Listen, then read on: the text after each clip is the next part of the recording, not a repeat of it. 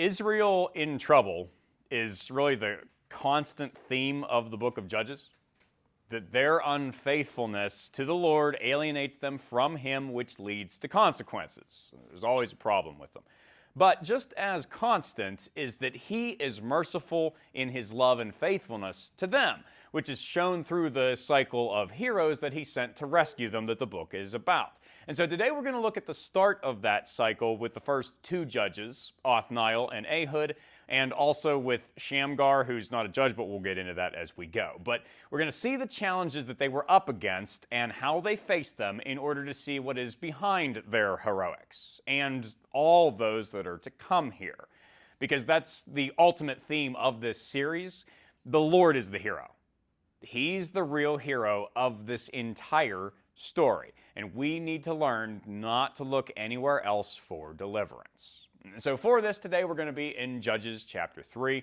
That's listed on your handouts. Hopefully you already made your way there. We're going to start with the first verse. Judges chapter 3 verse 1 says, "Now these are the nations which the Lord left, that He might test Israel by them, that is, all who had not known any of the wars in Canaan. And this was only so that the generations of the children of Israel might be taught to know war, at least those who had not formerly known it. Namely, 5 lords of the Philistines, all the Canaanites, the Sidonians, and the Hivites who dwelt in Mount Lebanon, from Mount Baal Hermon to the entrance of Hamath. And they were left that He might test Israel by them, to know whether they would obey the commandments of the Lord, which He had commanded their fathers by the hand of Moses. Thus the children of Israel dwelt among the Canaanites, Hittites, Amorites, Perizzites, Hivites, and Jebusites. And they took their daughters to be their wives, and gave their daughters to their sons, and they served their gods." We spoke last week in the first message of this series about how chapter 1 and chapter 2 actually cover similar ground, because they both start with the death of Joshua, essentially. And this does the same thing. It's actually more introductory, more material. It's just they're giving slightly different perspectives every time. The first chapter was about Israel's military failure, that they did not complete driving out the Canaanites. The second chapter is in the middle because it's central. It's their spiritual failure. It's all about how they were worshiping the false gods of the Canaanites.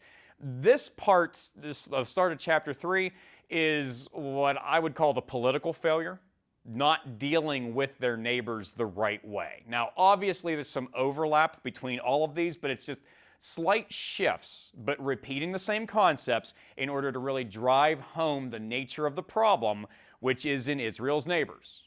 That they hadn't obeyed the Lord's command. They didn't maintain the mission to drive the Canaanites out. Instead, they mixed with them. And they made peace treaties with them. They made marriages between their families. They worshiped their gods. And these are all things that they weren't supposed to do. In fact, they knew they weren't supposed to do them. Moses even talks about that in Deuteronomy chapter 7. Actually, that passage, it almost seems like Judges chapter 3 is written in reference to that passage. But they were compromising God's commands, and that was just leading to greater compromises as they sought out these relationships that they were supposed to completely avoid. And it sent them sliding down a slippery slope that was leading to a bad end of war. That's what God gave them in order to teach them a lesson. Not so much to get them used to fighting, that's part of what it was for, but really to instruct them of what they were doing wrong through war's horrors, to punish them by it, because they usually weren't going to be on the upper hand of it. And then on the occasions where they were, it was to teach them that they had a responsibility to fight God's way if they were to have any hope of winning. So that's what they first do under Othniel, the first judge, who we find in Judges chapter 3, starting at verse 7. It says, "The children of Israel did evil in the sight of the Lord. They forgot the Lord their God and served the Baals and Asherahs. And therefore the anger of the Lord was hot against Israel, and He sold them into the hand of Cushan-Rishathaim, king of Mesopotamia. And the children of Israel served Cushan-Rishathaim 8 years. When the children of Israel cried out to the Lord raised up a deliverer for the children of Israel, who delivered them, Othniel the son of Kenaz, Caleb's younger brother. The Spirit of the Lord came upon him, and he judged Israel. He went out to war, And the Lord delivered Cushan-Rishathaim, king of Mesopotamia, into his hand, and his hand prevailed over Cushan-Rishathaim. So the land had rest for 40 years, and then Othniel the son of Kenaz died. Just a little bit of background on Othniel, because we don't get a ton of it here. We're told that he was a part of Caleb's family. He actually is mentioned earlier on in chapter 1 of Judges, and also back in the book of Joshua. He was somebody who knew Joshua. He was a member of that generation who came in order to conquer the Promised Land. So he was likely quite elderly by the point that this is actually occurring, but it does go to show just how quickly Israel went wrong. His generation has almost passed away, and the very next one is already doing so poorly in their worship of God that it's resulted in their punishment this way. They have forgotten the Lord, is what we're told here. Now, that's pretty much the same idea as what we talked about last week. The idea of them not knowing God. It wasn't so much actual ignorance as that they were choosing to ignore Him. That's what they're doing by forgetting, is they're making an active decision in that, which they did by serving, it says, the false gods of the Canaanites. Well, there's a play on words in that, because they serve the false gods. All right, God punished them by making them serve this king from Mesopotamia. It's an ironic punishment. What they chose to do directly led to what they did not want to have to do, as they are sold into the hands of an outsider, which is actually going to end up being another running theme through the book of Judges. In all of the stories that we're going to find here, only one time does the threat actually come from one of the Canaanite nations that remained inside the Promised Land. Every other time, starting with these Mesopotamians who are coming from pretty far to the north, they're foreign invasions, which maybe comes as a little bit of a surprise, or a little bit confusing maybe, when we're talking about the Canaanites being left and how they're supposed to be a thorn in the Israelites' side. Well, then why is it always somebody coming from outside who's causing the problems? They're not necessarily causing the problems. They're the punishment. The Canaanites are still the problem because they are there influencing the Israelites in order to do the wrong things that lead to these invaders coming in. But then, of course, the Canaanites also, they hated the Israelites, and so whenever these foreign invasions started, they would side with the invaders, which made it that much harder for the Israelites to defend themselves. But the foreigners were, for the most part, going to be the ones who actually had the resources to put Israel into a bad situation. It's just the Canaanites fed it. And so, in this case, the Israelites were subjected to defeat for 8 years until the Lord relented. And this is something that we do want to keep in mind, because we're going to see this as part of this pattern that repeats in the book of Judges. It says that the Israelites cried out to the Lord. It doesn't say that they repented. They didn't apologize. They didn't admit that they had done anything wrong. They just cried out because they were in pain. They wanted somebody, anybody, they wanted the Lord to help them. So He did, but only because He's merciful. They didn't deserve it. They didn't do anything to show that they really wanted to start respecting Him now. This was in spite of their behavior, but He continued to care about them and provide for them. So He does that here with Othniel, again, one of the few remaining who had served under Joshua, who's probably trying to enjoy his retirement, but he recognized that God's work is never done. And while we are alive, we are supposed to seek what we can do in His service. So he led Israel into battle and, like Joshua, recognized he wasn't the source of his own success. God's Spirit was on him in order to give him the strength for the effort, and the Lord provided for the enemy's defeat. And of course, that's our continuing hope. These invaders, it actually starts out this way with the Mesopotamians. They really should have been the biggest threat that Israel could have faced, and probably were throughout this entire book, because they came from far away, which meant that they were very powerful. They were able to set up a supply line to be able to come from a great distance. They were empire building, much stronger than the Israelites were. They stood no chance on their own against Cushan-Rishathaim and his people. But as Zechariah chapter 4, verse 6 says, "Not by might nor by power, but by my Spirit, says the Lord of hosts." When we lean on him, we have all that we need no matter what we are up against. Now, yes, we have our part to play, things that we are supposed to do in order to be part of what God is doing, but he's the one who provides for victory. So he's the one that we need to look to. This is actually a little bit harder to see, though, in what comes next, in the story of the next judge, Ehud, that we find in Judges chapter 3, starting at verse 12. It says, "The children of Israel again did evil in the sight of the Lord. So the Lord strengthened Eglon, king of Moab, against Israel because they had done evil in the sight of the Lord. And then he gathered to himself the people of Ammon and Amalek, went and defeated Israel, and took possession of the city of palms. So the children of Israel served Eglon, king of Moab, 18 years. But when the children of Israel cried out to the Lord raised up a deliverer for them, Ehud the son of Gera the Benjamite, a left-handed man. By him the children of Israel sent tribute to Eglon, king of Moab. Now Ehud made himself a dagger. It was double-edged and a cubit in length, and fastened it under the clothes on his right thigh. And so he brought the tribute to Eglon, king of Moab. Now Eglon was a very fat man. And when Ehud had finished presenting the tribute, he sent away the people who had carried the tribute, but he himself turned back from the stone images that were at Gilgal and said, I have a secret message for you, O king. So the king said, keep silence. And all who attended him went out from him. And so Ehud came to him as he was sitting upstairs in his cool private chamber. And then Ehud said, I have a message from God for you. So the king arose from his seat. And then Ehud reached with his left hand and took the dagger from his right thigh and thrust it into his belly. And even the hilt went in after the blade, and the fat closed over the blade, for he did not draw the dagger out of his belly, and his entrails came out. And then Ehud went out through the porch and shut the doors of the upper room behind him and locked them.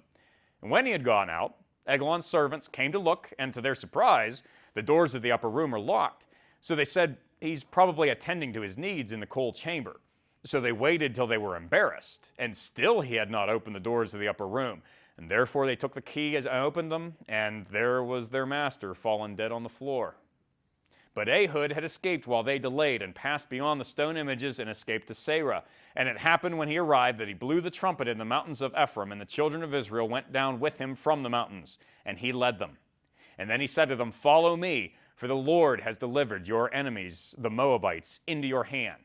So they went down after him, seized the fords of the Jordan leading to Moab, and did not allow anyone to cross over. And at that time they killed about 10,000 men of Moab, all stout men of valor. Not a man escaped.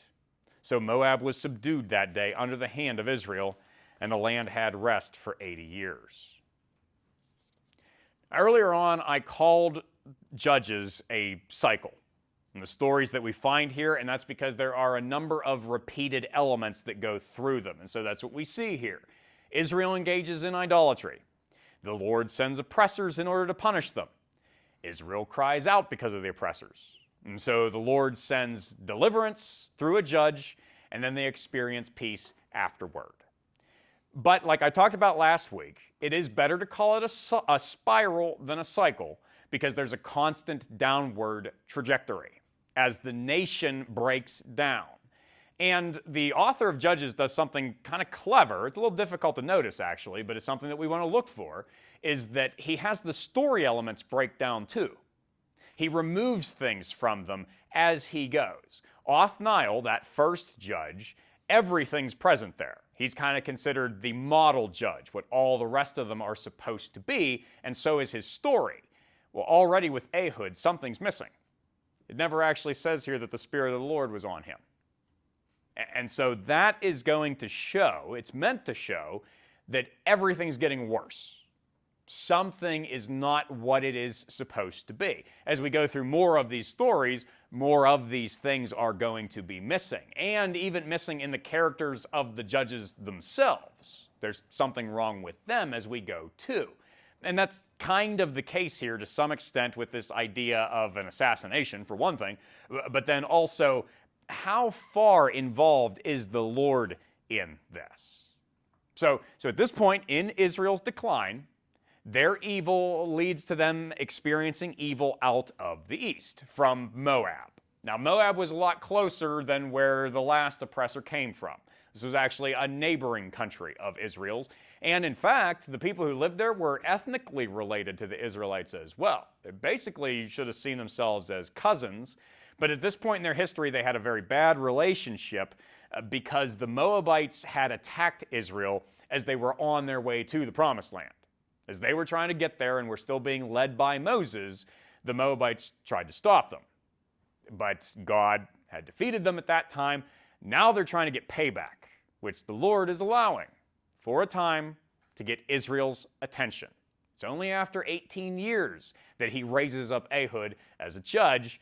But again, the Lord's not really obviously at work in this story that follows. It seems to focus on human ingenuity and also on human stupidity. So for the first one, for the cleverness, Ehud is the deliverer who seizes his moment. He makes a hidden blade and he knows how to use it in an unexpected way that's going to be effective because he's left-handed. Most people are not going to be looking for an attack coming from that direction. And so he prepares himself for that and then also gains the king's trust. He has basically assigned himself as the one to bring the tribute, the payment that Eglon is demanding, which kind of suggests that he would be almost an ally to the Moabites. And so that's going to have their guard down. Then he tantalizes the king by coming back later and saying, I have a secret to tell you, almost suggesting you're in some type of danger, but I can warn you out of it because I'm your friend. And so the king sends out his attendants because who knows, maybe it's even one of them. Then after that, though, Ehud tempts him even further by saying, well, no, actually, it's a divine revelation. I have a message from God. And that brings them even closer. They're nose to nose.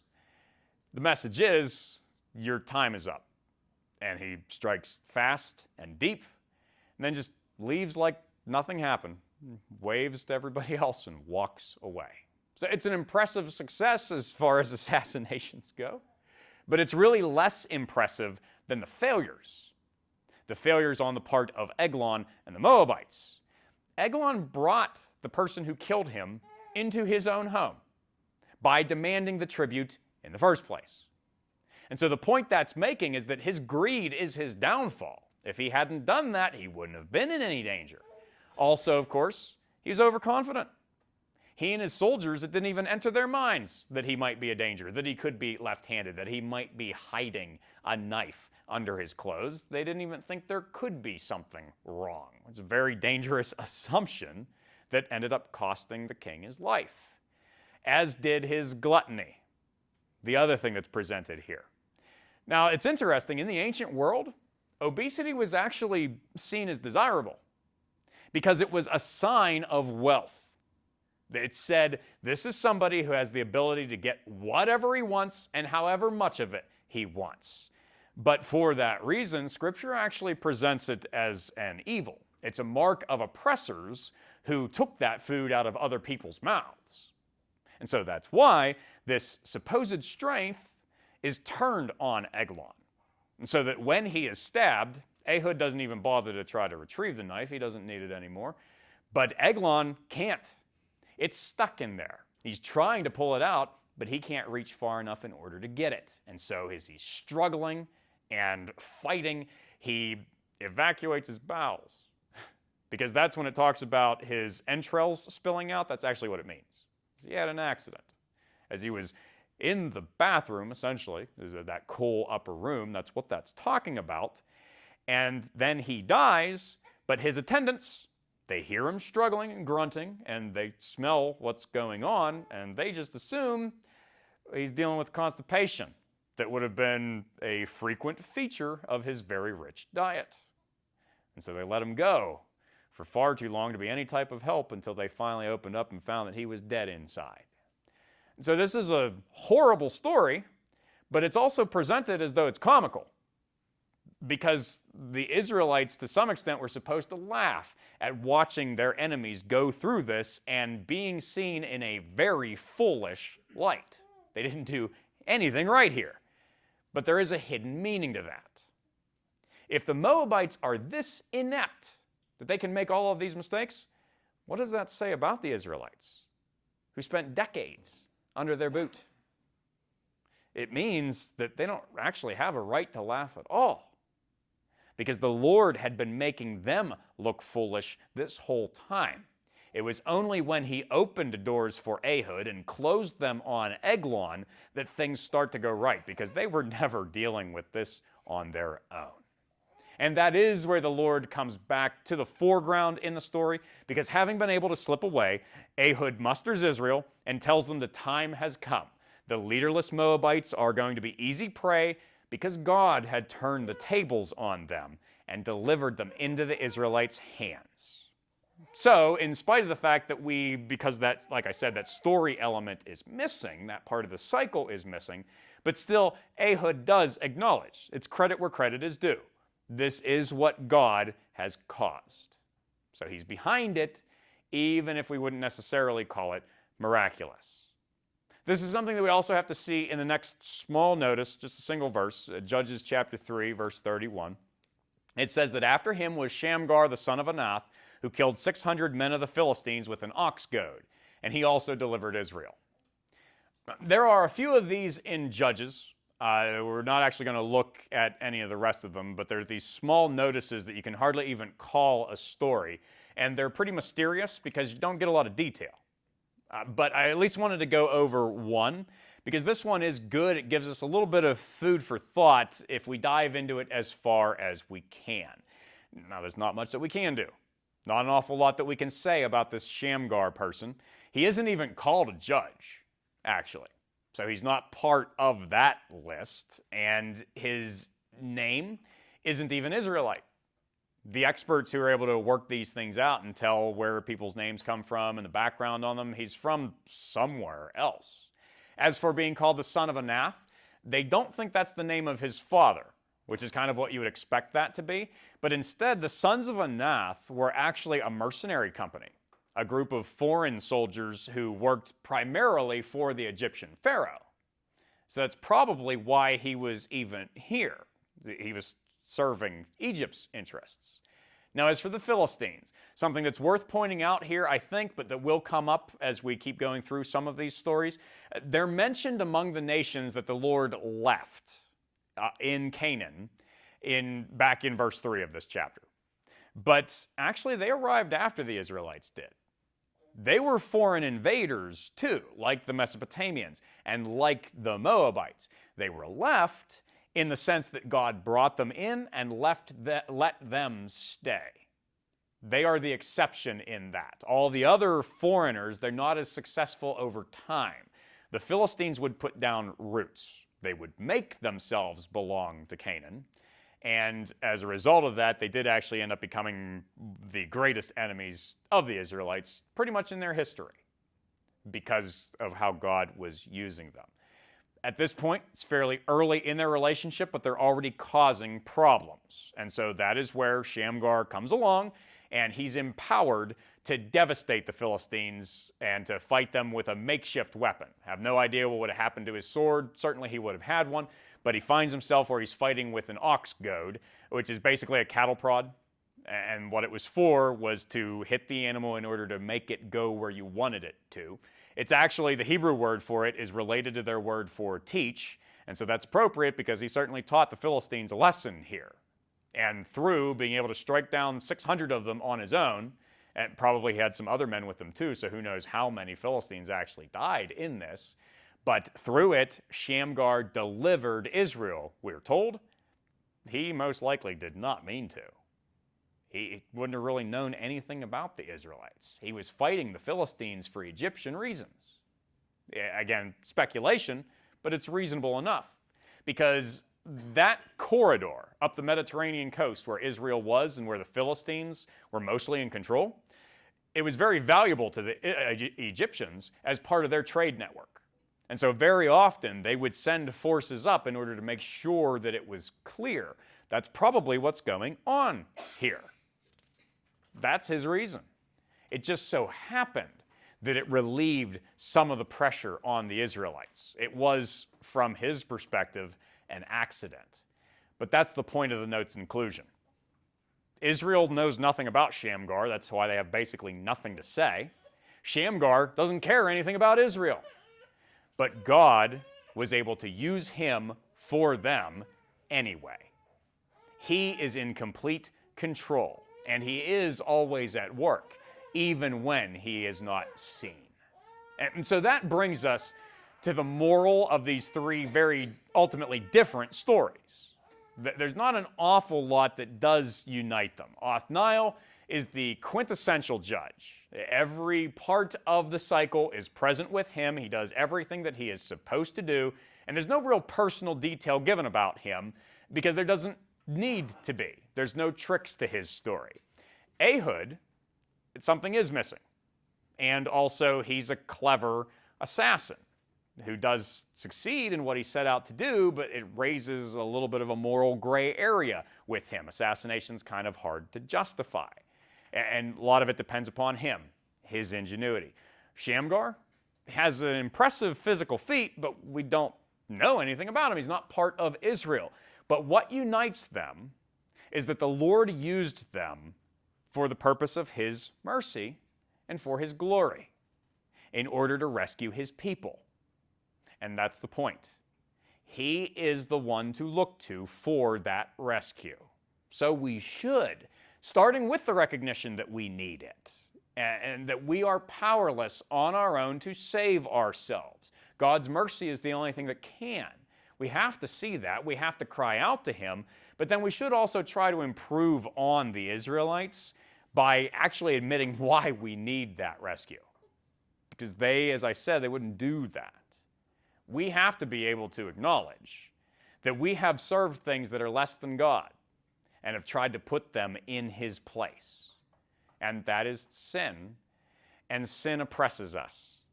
Whether it is our own and what we've brought on ourselves, or whether it is the sins that we cause that oppresses somebody else, or whether it's the other way around and they have sinned against us and we feel that pain. It is the source of every problem, one way or another. And so we have to see that freedom only comes by turning from them and to the Lord. Not doing what Israel did. Not continuing in that downward spiral, but instead relying on Christ, who fought the greatest battle for us by dying in our place, and then showed himself to be the greatest hero of all by conquering the grave. He is who we have to rely on. And then we should try to climb up with him. Now, we know we're going to falter in that process of becoming more and more holy. We can only stand because of God's mercy. It's about not getting what we actually deserve, which is far better than what we deserve. That's what he has accomplished. But once we know that, once we experience it, we should be inspired to not take it for granted, to try to do more of what he wants from us, to pursue his good will, and to give up those things that have that tendency to pull us down, and to feel the presence of God's Spirit, who is far more with us than he was even with any of the judges that he rested upon. For Christians, the Spirit dwells in us permanently, and he does give us strength beyond anything in this world. And so we should go to him for it, knowing that our Father is providing for us, even when it's hard to see him at work. And so if anybody's listening to this and is not a Christian, then I hope that you won't be like Israel and take advantage of God's mercy to the point that you exhaust it. Because there is only so much time. He wants to save you, but you have to accept what he has done to actually provide for your life and freedom. You have to ask Christ into your heart, to trust in him. It's more than just words. It's more than just believing facts, the facts of the crucifixion and the resurrection.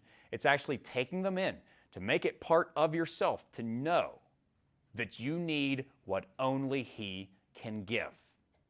Because everything else is going to leave you broken. And we don't want to see that. I hope that you can make that choice, and that if you do, that you'll let us know, because we want to celebrate that. And baptism is how we do that. That's basically the first thing to do in order to say that this is now the life that you've embarked upon. And so if that's something that we need to talk about, reach out to me. Now, Christians, remember that Israel was the people of God. He still let them suffer. They chose to forget to put him first, and they paid for it because they compromised with the world around them. Don't let that be the direction of your life. Keep looking back to the one who you know saves. And then try to be like the judges by providing deliverance, by showing that it's actually not about you, it's about Christ. Let the people around you know that. Tell those under sin's oppression that he is the hero that they need.